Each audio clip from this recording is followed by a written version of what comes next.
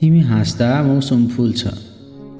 जसरी बर्खापछि पहिलो घामले आकाशलाई मुस्कान दिन्छ, त्यसरी नै तिमी मुस्काउँछौ र मेरो अस्तव्यस्त मन शान्त हुन्छ। त्यो हाँसो सिर्फ ओठसम्म सीमित छैन, मेरो मनको गल्ली गल्लीमा उज्यालो छर्छ।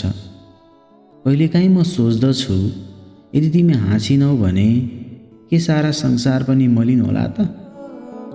किनकि तिमी मेरो लागि मौसम मात्र होइनौ, तिमी त त्यो बहार हौ जसले जीवनको रूपमा नयाँ पालहरू उम्राउन सिकाउँछ। तिमी हाँस्दा मलाई आफ्नो कमजोरीहरू बलिया लाग्छन्। तिमी हाँस्दा मेरो मौनता पनि गीत बन्न चाहन्छन्।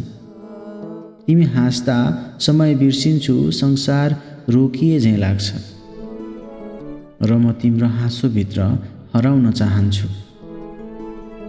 तिमीलाई थाहा छ, तिमी हाँस्दा म तिमीलाई फेरि फेरि माया गर्न बाध्य हुन्छु।